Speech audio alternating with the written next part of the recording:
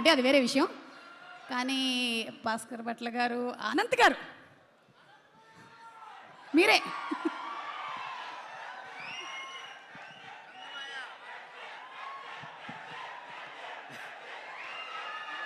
10 రోజుల ముందే పండక్కి విచ్చేసిన మన శంకర్ వరప్రసాద్ గారి అభిమానులకి స్వాగత నమస్కారాలు.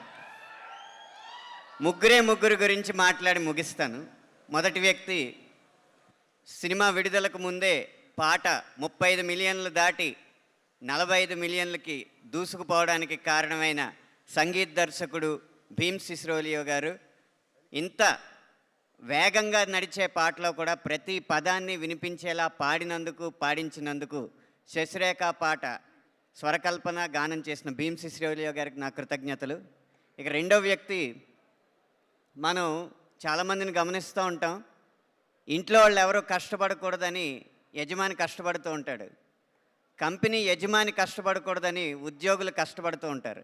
కానీ ప్రపంచంలో ఒకే ఒక వ్యక్తి ఆయన ప్రేక్షకులు కష్టపడకూడదని కష్టపడుతూ ఉంటాడు. ఆయన దర్శకుడు అనిల్ రావుపూడి గారు. ప్రతి పదాన్ని ఇది మా ప్రేక్షకులు అర్థం చేసుకోలేరు, ఇంకొంచెం సులువుగా రాయండి, ఇది మా ప్రేక్షకులకి నచ్చదు, ఇంకొంచెం మంచి పదం రాయండి అని చెప్పి ప్రేక్షకుల కోసమే పనిచేస్తున్న దర్శకుడు అనిల్ రావుపూడి గారికి కృతజ్ఞతలు. ఇక మూడో వ్యక్తి, ఈ పండక్కి తోడల్లుడు వెంకీ గారితో పాటు వస్తున్న పెద్దల్లుడు మన శంకర్ వరప్రసాద్ గారైన మెగాస్టార్ చిరంజీవి గారు.